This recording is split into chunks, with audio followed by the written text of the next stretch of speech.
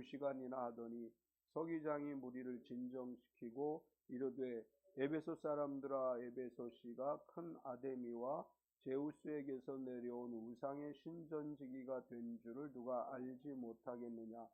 이 일이 그렇지 않다 할 수 없으니 너희가 가만히 있어서 무엇이든지 경솔이 아니하여야 하리니 신전의 물건을 도둑질하지도 아니하였고 우리 여신을 비방하지도 아니한 이 사람들을 너희가 붙잡아 왔으니 만일 데메드리오와 그와 함께 있는 직공들이 누구에게 고발할 것이 있으면 재판날도 있고 총독들도 있으니 피차 고소할 것이요 만일 그 외에 무엇을 원하면 정식으로 민회에서 결정할지라. 오늘 아무 까닭도 없는 이 일에 우리가 소유사건으로 책망받을 위험이 있고 우리는 이 불법 집회에 관하여 보고할 자리가 없다 하고 이에 그 모임을 흩어지게 하니라. 아멘.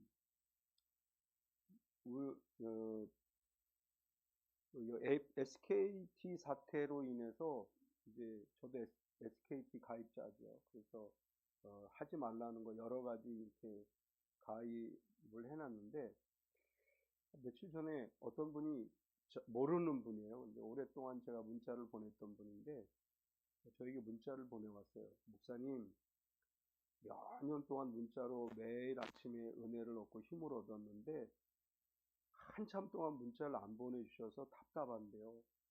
저만 빼놓고 보내주시는 건가요? 이렇게 문자가 왔어요. 무슨 일이지? 내가 다 아침마다 보냈는데 그리고 문자 보내는 사이트에 들어가서 봤더니 가입해 있는 제가 가입한 것 때문에 문자가 다 발송이 안 되는 거예요. PC로 보내기 때문에.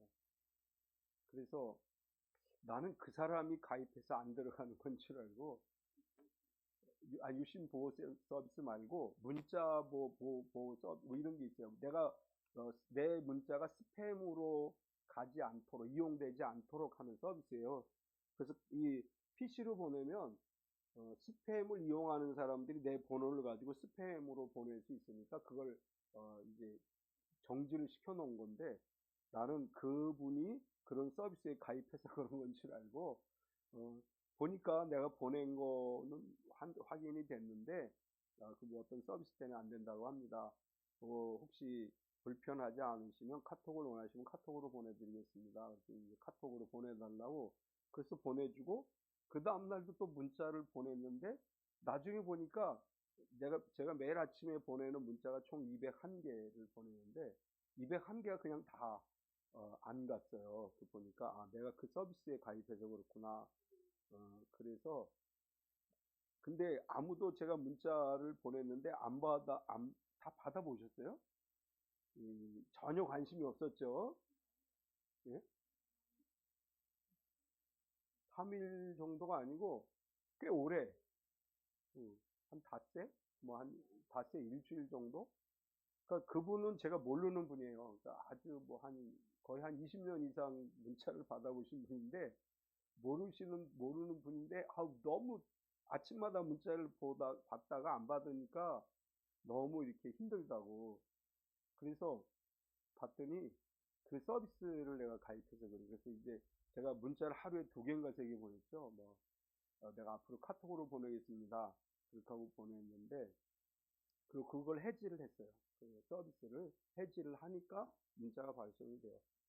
사실은 카톡으로 보내려고 예전에 준비를 다 해놨어요. 카톡으로 한꺼번에 개별 문자를 수백 통도 보낼 수 있는 시스템이 있어가지고 그거를 제가 다운받아 놓고 이제 다 해놨어. 문자를 보낼 사람들의 명단도 다 작성해가지고 다 짜놨어요. 근데 이게 문자가 그냥 PC 문자가 편하더라고. 그냥 쭉 보내면 얘는 그걸 하려면 한 3번 정도 이렇게 보내야 되고 PC로 문자를 보내면 제 핸드폰에는 그 보낸지 안 보낸지 안 떠요. 그러니까 굉장히 깨끗해. 카톡을 보내면 보낸 수만큼 제 카톡이 계속 떠요. 그래서 이 프로그램 다 다운받아 놓고 다 만들어 놓고도 내가 불편해서 안 보냈어요. 그리고 이건 하지 말아야 되겠다고 다 제 자료에서 다 지워버렸어. 그리고 카톡으로 보내려고 생각을 해보니까 없어요. 그 프로그램이 없어진 거예요. 이제 완전히. 그리고 그 프로그램을 만든 사이트가 사라졌어요. 다운받는 사이트가. 예, 다른 방법도 있긴 해요. 엑셀에서 그 매크로 서비스? 뭐 그거 활성화를 시켜서 보내는 방법도 있는데, 카톡으로 보내니까 그러다가 제가 불편해서 그냥, 문자로 보내야 되겠다. 그리고 이게 제가 시작한 지 한 30년이 됐는데, 011, 017, 016 번호가 있어요. 그분들이 어떻게 바뀌었는지 모르는 거예요, 제가. 그래서 그냥 그분들에게도 가긴 가더라고. 016이나 017이 바뀌어도 바뀐 번호로 가요. 그래서 그냥 다시 그냥 문자로 보냅니다. 깜짝 놀랐어요. 내가 일부러 누굴 빼먹고 보내진 않았을 텐데. 그런 게 있어요. SKT 가입하신 분들은 그거 다 조치했죠? 안 했어요? 유심보호 서비스만 했어요? 네. 그게 몇 가지가 있어요. 유심보호 서비스도 해야 되고, 또 다른 핸드폰을 개통하지 못하도록 하는 거 있어요. 그것도 해놔야 되고, 뭐 또 은행의 신규 거래를, 그러니까 신규를 이렇게 비대면 통장 개설을 못하게 하는 서비스도 있어요. 자기가 가입되어 있는 은행에 들어가서 그거를 해놓으면 비대면 통장 개설을 못해요. 다 모르는구나. 나 예림이가 가르쳐 줘가지고 막 해서 다 해놓고 했는데, 예. 저 예림이한테 이따 물어보세요. 우리가 지난주에 에베소에서 있었던 이야기를 이제 나누었죠. 에베소에서 신기하고 놀라운 기적들이 많이 일어나고, 그러므로 인해서 이 마술을 하는 사람들이 마술하는 책을 불살랐고 에베소에 놀라운 역사가 일어났다. 이제 이런 이야기를 지난주에 나눴습니다. 오늘은 에베소에서 소동이 일어나는 이야기를 나누려고 합니다. 바울이 에베소에서 약 2년간 머물렀다, 이렇게 기록을 했죠. 2년간 머물면서 사역을 할 때 많은 사람들이 기적을 경험하고 예수님을 믿게 됐습니다. 이제 그런 가운데서 어떤 일이 일어났느냐 하면, 그 에베소라고 하는 도시는 아데미라고 하는 신을 지역신처럼 섬기는 도시예요. 그래서 이 아데미 신전이 있는데, 아데미 신전이 고대 7대 불가사의 중에 하나래요. 그러니까 이 굉장히 유명한 신전이 거기 있었고, 아데미 신전을 중심으로 해서 데메드리오라고 하는 사람이 은으로 아데미 신상을 만들어서 팔아서 엄청난 돈을 벌었어요. 그런데 바울이 사람의 손으로 만든 것은 신이 아니다, 이렇게 외치니까, 그리고 에베소 사람들이, 예수님을 믿는 사람들이 많아지니까 이 데메드리오와 같은 업종에서 일을 하는 사람들이 걱정이 되기 시작해. 이러다가 우리 쫄딱 망하는 거 아니야? 이런 생각을 하게 됐고, 그래서 사람들을 선동해서 소동을 일으키게 됩니다. 오늘 이 아데미 신전에서의 신상을 만들어서 파는 데메도리오가 일으켰던 이제 소동은, 결국은 복음이라고 하는 것은 단순히 신앙의 차원을 넘어서 사람들의 가치관도 바꾸고 경제 구조도 바꾸고 문화 전반에 새로운 변화를 일으키는 능력이 있다는 것을 증명하는 거예요. 우리가 예수님을 믿는다고 하는 것은 단순히 종교적 변화를 이야기하는 것이 아닙니다. 우리 역사를 보더라도 그렇죠. 이 세계 역사를 보면 기독교가 활성화되면서부터 어떤 변화가 일어나느냐 하면, 종교적 가치관뿐만 아니라 우리는 세계관이라는 이제 표현을 하죠. 우리가 어떤 시각으로 세상을 보느냐, 이런 세계관이라는 이야기를 하는데, 세계관의 변화도 일어나고 또 가치관의 변화도 일어나게 되고 경제 구조도 바뀌고, 종교 개혁이 일어나기 전에 로마 카톨릭이 지배했던 시절의 경제 구조, 그리고 종교 개혁이 일어나고 나서 경제 구조의 변화들, 또 우리 기독교의 신앙은 어디까지 영향을 끼치느냐 하면 문화에도 영향을 끼치죠. 기독교 문화가 세상 속에서 많이 발전해 가고 있고, 이제 이런 것들이 다 포함돼서 기독교의 영향, 복음의 영향력이라고 할 수 있는데, 오늘 이제 에베소에서 소동이 일어나는 것을 보면 이제 에베소에서의 소동이라고 하는 제목을 말씀을 나누려고 하는데, 이 에베소에서 일어났던 소동은 첫 번째로 영적 전투다, 이렇게 말할 수 있습니다. 성령의 큰 역사가 일어나게 되면 그 성령의 역사를 막으려는 사탄의 영적인 도전이 늘 있었어요. 이건 뭐 기독교 역사 속에서 어느 곳에서나 나타났던 현상인데, 에베소에서 바울이 2년 동안 사역을 하면서 에베소가 놀라운 변화가 일어나게 되니까 사탄이 영적인 도전을 해오게 되고, 그래서 이제 영적 전투를 하게 되는데, 에베소에서 일어났던 이 영적 전투의 첫 번째 아주 실질적인 문제는 뭐냐 하면 돈에 대한 문제, 물질적인 문제죠.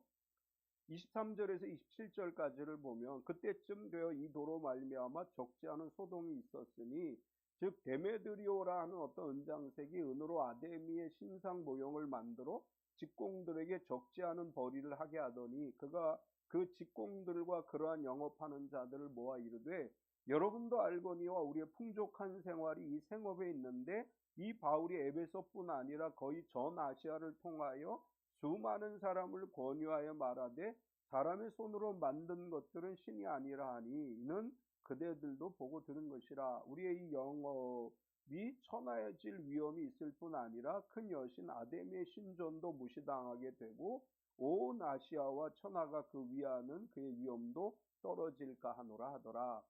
이제 아데미 신은 고대 그리스 신화에 나오는 신 중에 하나예요. 그리스 신화에서 이 아데미는 사냥과 출산의 여신이라 그래요. 그런데 에베소에서 섬기는 아데미는 그리스 신화에 나오는 아데미와는 성격이 좀 달랐다고 합니다. 이 아데미를 에베소 사람들이 섬기는데, 에베소 사람들에게 있어서 아데미 신은 다산과 풍요를 상징하는 여신이고, 에베소 사람들은 이 아데미 여신이 에베소의 수호신으로 생각을 했다는 거예요. 우리 이제 바알과 아세라의 이야기 많이 하죠. 이렇게 가나안에서 섬겼던 그 바알과 아세라도 역시 가나안 사람들에게 있어서는 풍요의 여신이에요. 이제 마찬가지로 아데미 여신도 에베소 사람들에게는 풍요의 여신이었다고 하고, 에베소라는 도시를 지켜주는 신이라는 의미로 생각을 했다는 거예요. 이게 특이한 것은 에베소 사람들이 섬기는 아데미 여신의 신상이 하늘에서부터 내려왔다, 이렇게 전해지고 있는데, 이것은 이 원래는 운석이었을 것으로 추정해요. 하늘에서 이렇게 운석이 떨어졌는데, 운석이 어떤 모양을 하고 있었느냐 하면 여러 개의 유방을 가진 여자의 형상이었대요. 사람들이 하늘에서 돌이 딱 떨어지는 것 같았는데, 보니까 여러 개의 유방이 있는 여자예요. 그러니까 이것을 풍요와 다산의 신으로 섬기기 시작한 거예요. 이것을 신성화해서 그것을 신으로 섬기게 됐고, 아데미 신전은 에베소 북동쪽 약 2.4km 지점에 가로와 세로가 120m, 60m 되는 큰 성전으로서 고대 세계 7대 불가사의 중에 하나였다고 합니다. 그러다 보니까 신기하잖아요. 하늘에서 이상한 돌이 떨어져 있으니까. 그래서 사람들이 오늘날 같으면 이거 운석이야 뭐 이렇게 이야기하겠지만, 그때는 신격화했기 때문에 많은 사람들이 신전을 방문하게 됐고, 이 원근 각처에서 신전을 방문하게 모여든 사람들로 인해서 여행자들을 대상으로 음식을 팔거나 숙소를 제공하거나, 또 이제 이렇게 데메드리오 같이 이제 은으로 신상을 만들어서 파는 사람들이 많이 생겨난 거예요. 우리나라도 뭐 불국사라든지 뭐 이런 데 가면 주변에 이렇게 그 불국사와 관련되어진 물품을 파는 많은 이제 상인들이 있죠. 뭐 불국사, 뭐 다보탑, 뭐 석가탑 이런 모형을 파는 데도 있고, 우리나라도 사실은 그런 용품들을 파는 데가 유명한 사원절 옆에는 있어요.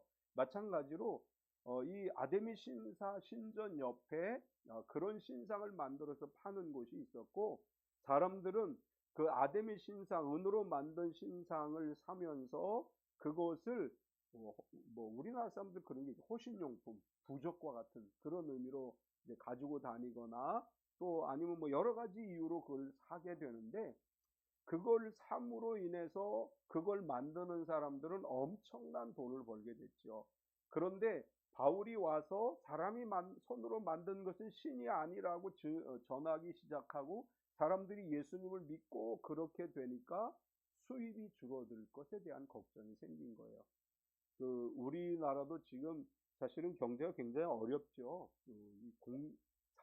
사무실에 공실이 굉장히 많이 생기고 있고, 사업하는 사람들도 굉장히 많은 어려움들을 겪고 있는데, 이 데메드리오와 같이 신상을 만들어서 팔던 사람들은 큰 돈을 벌어서 풍족하게 살다가 이 잘못하면 쫄딱 망하게 생겼어요. 그래서 이제 공개적으로 소동을 일으키고, 이 바울과 기독교도들을 향해서 이제 소동을 일으키게 되는 거죠. 오늘날도 사탄이 물질적인 문제로 도전을 합니다. 우리가 신앙생활을 할 때 제일 먼저 부딪히는 게 물질적인 문제가 부딪혀요. 물질적인 문제가 신앙생활을 하는데 밀접하게 우리를 유혹해오고 우리를 도전해옵니다. 지금은 뭐 이제 그런 개념들이 많이 사라졌지만, 우리 뭐 60년대, 70년대, 80년대 초까지만 해도 주일날 돈도 안 벌고 교회 가냐? 막 이렇게 하는 사람들도 있었고, 제가 아는 사람 중에 야채 장사를 하시던 분이 있었는데, 열심히 신앙생활을 해서 이제 어느 지역으로 이사를 가서 야채 장사를 하겠다고, 그래서 제가 매주 토요일마다 가서 예배도 드려주고 그랬는데, 주일날 장사를 해요. 아니 집사님, 집사님이 주일날 장사하면 어떡합니까? 그랬더니, 목사님, 이 야채는 생물이에요. 생물은 하루 안 팔면 안 돼요. 아니 그래도 집사 아니냐고, 집사가 무슨 과일 장사, 야채 장사를 하냐고. 그랬더니 저한테 그렇게 생각하시면 안 돼요. 이렇게 저를 설득하려고 그래요. 그래서 너무 화가 나가지고, 아니 그렇게 열심히 신앙생활 하더니 이게 뭐냐고 이제 그랬던 기억이 저에게 있어요. 되게 사탄이 우리에게 주는 유혹, 사탄이 우리를 도전하는 첫 번째가 물질적인 것으로 도전을 많이 해요. 두 번째 도전은 어떤 거냐면 군중 심리를 이용합니다. 32절을 보면, 사람들이 외쳐 어떤 이는 이런 말을, 어떤 이는 저런 말을 하니 모인 무리가 분란하여 태반이나 어찌하여 모였는지 알지 못하더라. 데메드리오가 자기 같은 업종의 사람들을 동원해서 군중을 막 동원했어요. 사람들이 많이 몰려들었는데 왜 모였는지 모르는 거예요. 사탄은 군중 심리를 이용해요. 왜 모였는지 모르지만 으쌰 하다가 보면 굉장히 큰 문제가 될 수 있어요. 그러니까 데메드리오는 이 사람들의 입장에서 보면 데메드리오가 문제 삼은 게 문제가 아니에요. 왜? 자기들은 그런 장사를 하는 사람들이 아니잖아요. 자기들의 물질적인 문제와 아무 관련이 없어요. 그럼에도 불구하고 군중 심리를 이용해서 사람들을 모아서 거기서 으쌰 두세 시간 하면 이제 다 같이 미치는 거예요. 다 같이. 이게 데모할 때도 많이 이런 방법들을 써요. 막 데모할 때 앞에서 몇 사람이 으쌰 그러면 중간에 이거 뭐 하는 건데 그걸 몰라요. 그리고 가는 사람들도 있어요. 오늘날 사탄이 그런 군중 심리를 이용해요. 이제 어디에서 우리가 많이 봐요? 인터넷에서 많이 보죠. 교회를 향해서 어떤 사람이 뭐 막 교회를 비난하는 일을 막 써요. 그럼 그게 뭔지도 모르고 댓글에 맞아 막 이렇게 다는 사람들이 있어요. 이것이 오늘날로 이야기하는 군중심리예요. 마귀는 군중심리를 이용해서 사람들을 혼란하게 만들고 교회를 대적하게 만들고 신앙을 파괴하려고 해요. 우리 이런데 너무 휩싸이지 말아야 돼요. 우리가 인터넷 검색이라든지 아니면 SNS를 하고 이럴 때 이것이 어떠한 것인지를 잘 파악하지 않은 채 무조건 거기에 동조하는 것은 마귀에게 넘어가는 것입니다. 그 다음에 마귀는 뭘 이용하느냐 하면 정치적인 힘을 이용하려고 해요. 35절에 36절까지를 보면, 서기장이 무리를 진정시키고 이르되 에베소 사람들아, 에베소 씨가 큰 아데미와 제우스에게서 내려온 우상의 신전지기가 된 줄을 누가 알지 못하겠느냐. 이 일이 그렇지 않다 할 수 없으니 너희가 가만히 있어서 무엇이든지 경솔히 아니하여 하리라. 사실 이 에베소의 서기장은 굉장히 지혜로운 사람이에요. 빌립보의 관리들은 어땠어요? 빌립보의 관리들은 점치는 귀신을 쫓아냈더니 그 주인들이 이 빌립보 관리들에게 바울을 데리고 갔을 때 묻지도 따지지 않고 때렸어요. 그리고 감옥에 가둬버렸어요. 이제 왜 그런가 하면 이때는 로마가 지배하고 있던 시대이기 때문에 로마에서 임명한 이 관리들이 그 지역 안에서 소동이 일어나면 문책을 당하게 돼 있어요. 그러니까 이 데메드리오도 그걸 노린 거예요. 많은 사람들을 이용해서 거기서 막 소동을 일으키면 이 서기관이 자기가 정치적인 문책을 당할지도 모른다는 두려움이 있기 때문에 그 사람들의 요구를 들어주는 쪽으로 가는 경향이 있었던 거예요. 그래서 데메드리오는 그런 정치적인 것을 노리고 이러한 소동을 일으켰어요.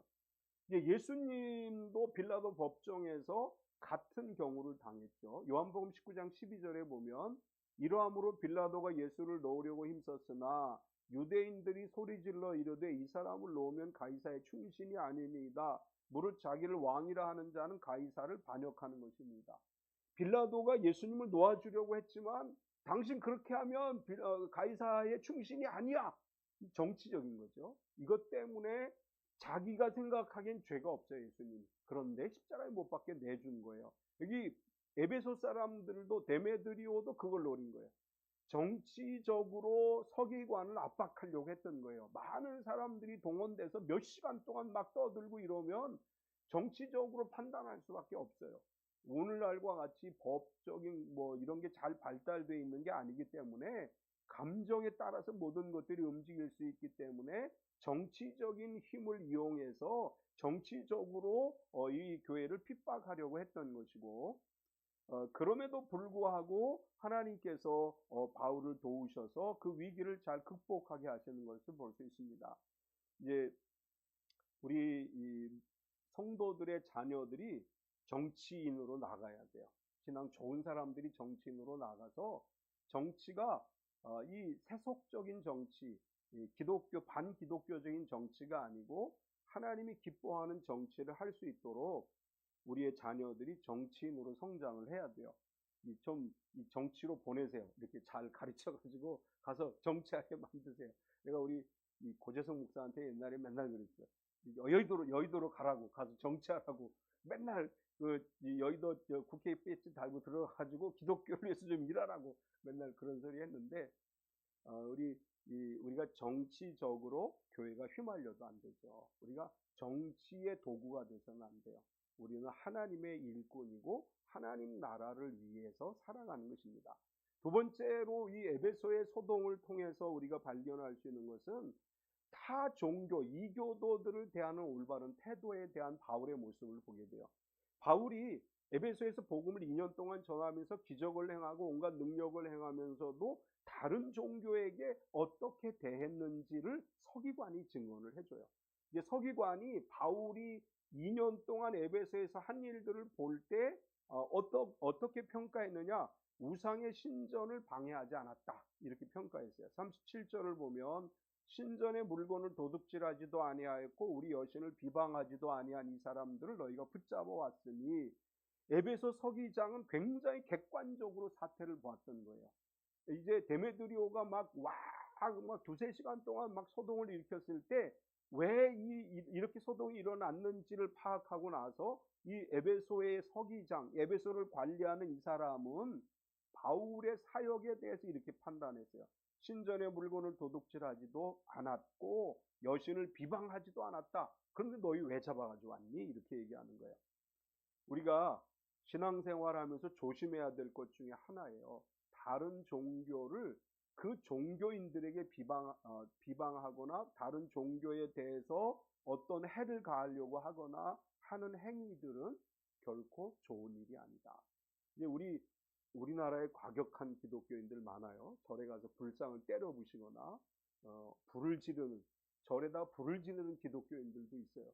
몇 년 전에도 어느 유명한 절에다가 어떤 기독교인이 가서 불을 질렀어요.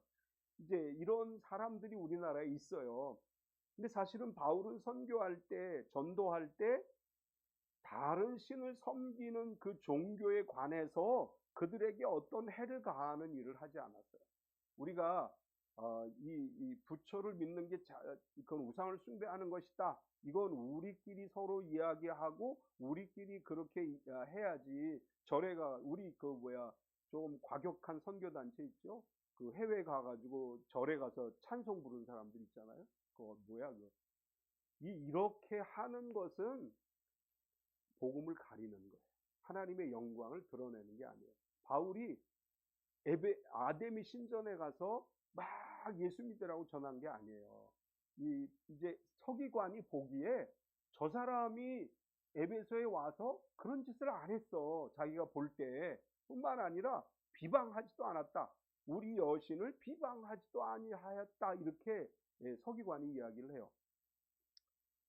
우리 다른 종교를 믿는 사람 대놓고 당신 예수님 안 믿고 부처 믿으면 지옥 가. 이렇게 이야기하는 것은 현명한 전도 방법이 아니에요.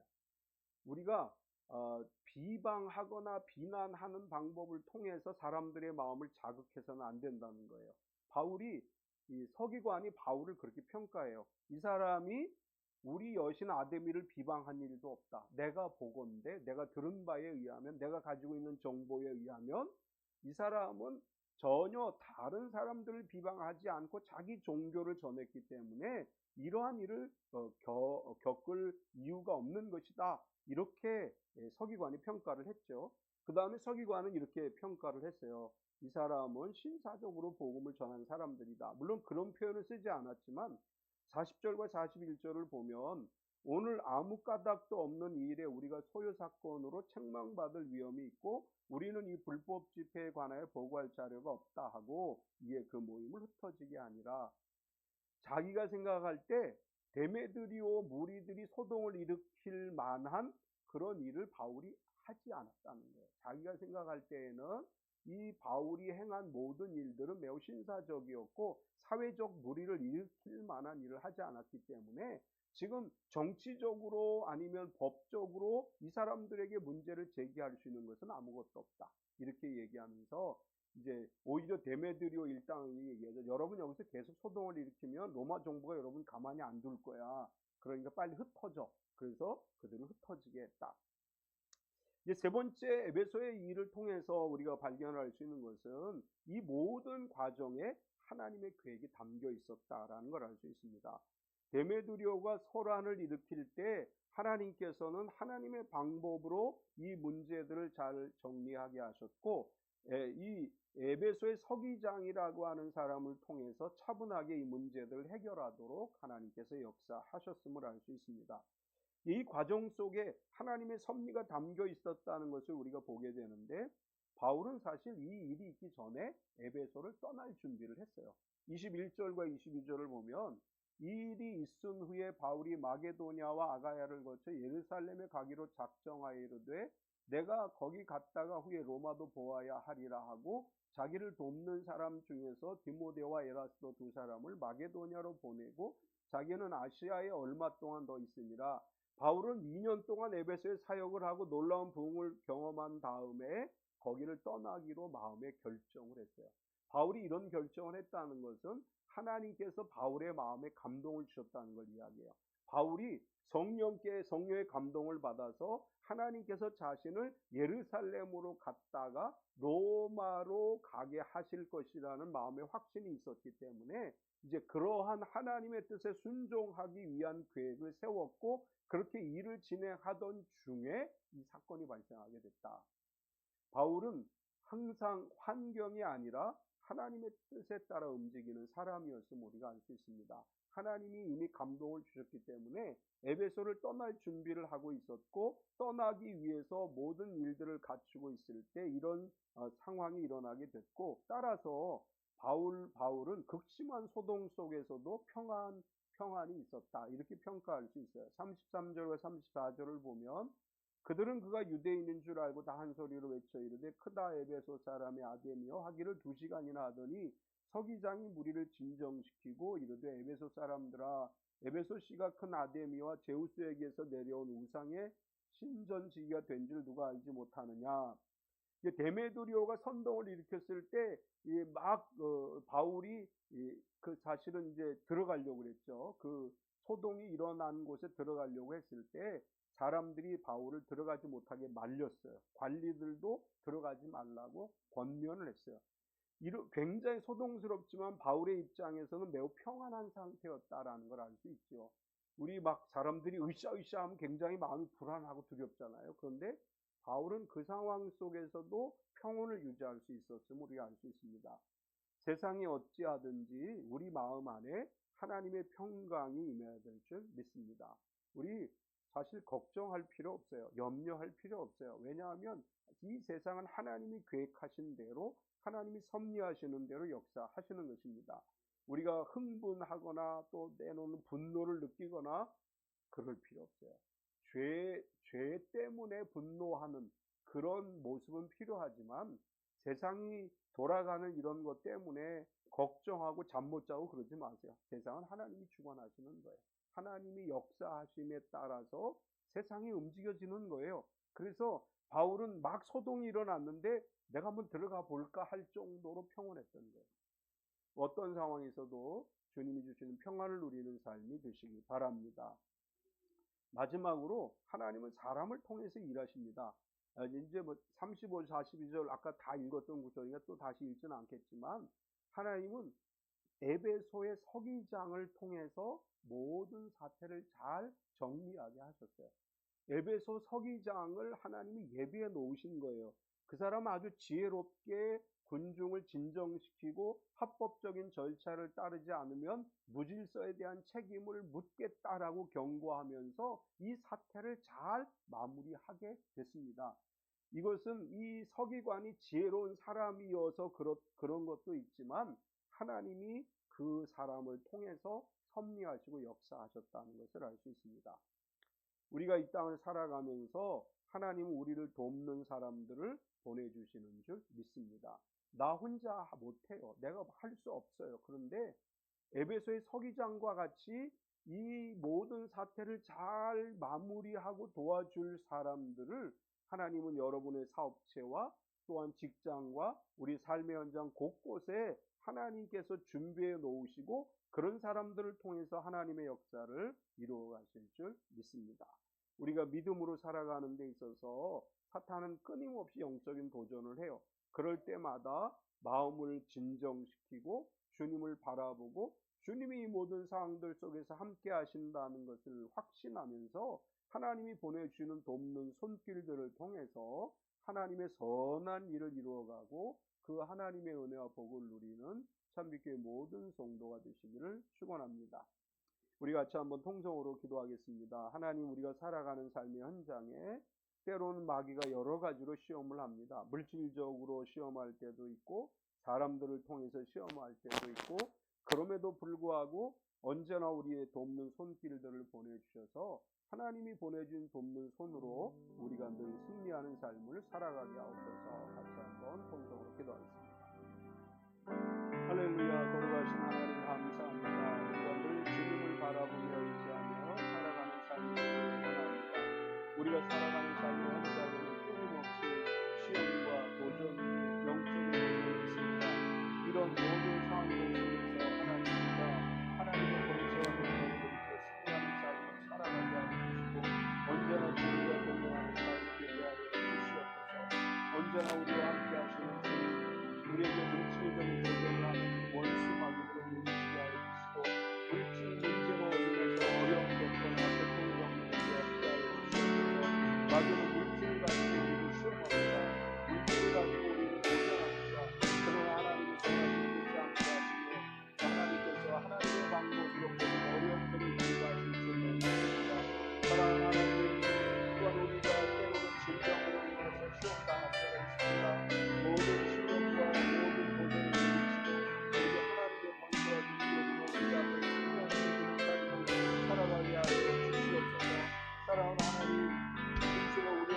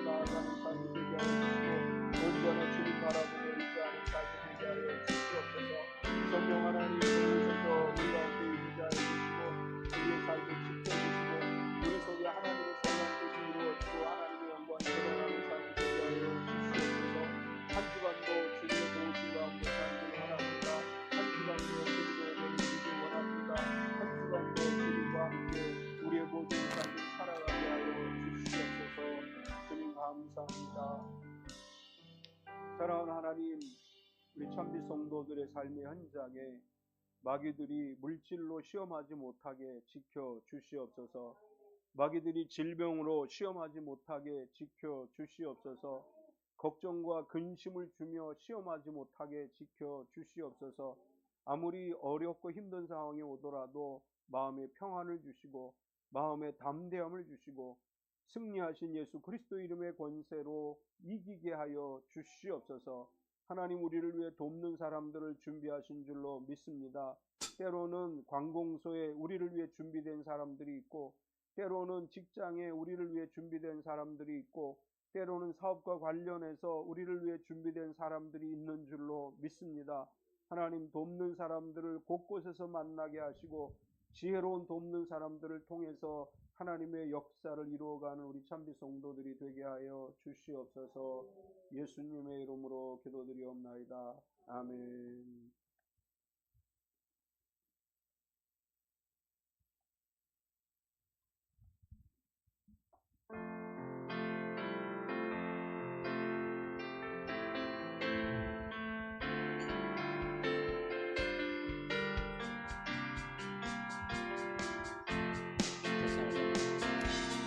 산을 넘어 천국에 가고 빛 가운데로 걸어가며 주께서 항상 지키시기로 약속한 말씀 변치 않네. 하늘의 영광, 하늘의 영광, 나의 맘속에 자고로 넘쳐 할렐루야를 힘차게 불러 영원히 주를 찬양하리. 하늘의 영광, 하늘의 영광, 하늘의 영광, 나의 맘속에 자고로 넘쳐 할렐루야를 힘차게 불러 영원히 주를 찬양하리. 아멘. 찬양하리.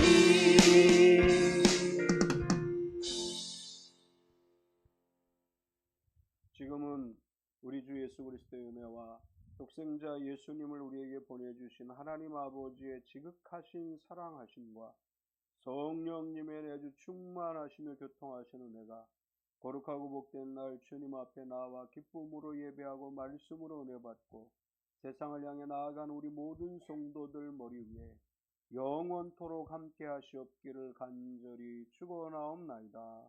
아멘.